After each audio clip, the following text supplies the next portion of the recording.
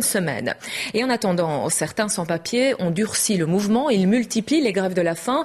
Aujourd'hui, des médecins qui suivent les 230 grévistes de la faim de l'église du Béguinage à Bruxelles se sont dit réellement inquiets. Autre son de cloche chez certains urgentistes et chez les pompiers qui se plaignent d'appels incessants et pas toujours justifiés. Alexandre Mittea.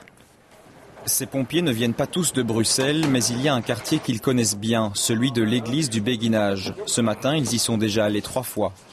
Une équipe d'urgence, c'est une ambulance et 2 pompiers.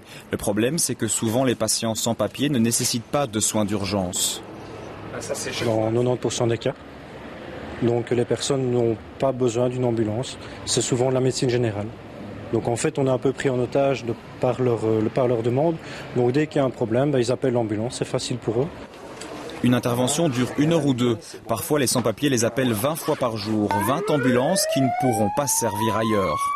Il ne faut quand même pas oublier que parfois ça dépasse 10% du volume global des interventions ambulances des pompiers de Bruxelles et que donc, inévitablement, ça peut se faire au détriment d'une population qui en aurait peut-être plus besoin. Les pompiers se sentent utilisés à des fins médiatiques et quand les hôpitaux accueillent les grévistes de la faim, l'opération se transforme en mini-plan catastrophe.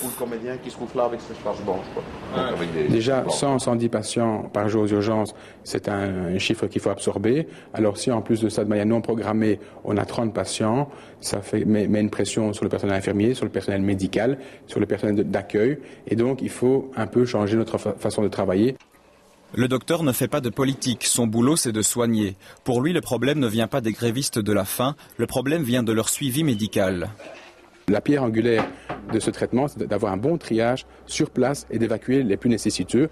Et là, qu'un médecin, qu'une infirmière, que le personnel de la Croix-Rouge, qui que ce soit, appelle les ambulances à bon escient pour les patients qui pourront en bénéficier. Les services d'urgence ne peuvent pas refuser de patients. Aujourd'hui, tout ce qu'ils refusent, c'est qu'on confonde urgence médicale et urgence politique.